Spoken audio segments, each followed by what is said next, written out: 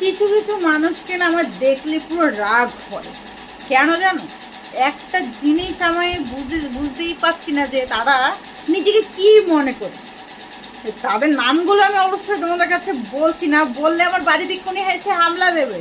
কারণ তাদের অভ্যাসটা ওটা, কেউ কিছু বললে তাকে বাঘের মতো এসে হামলা দেওয়া।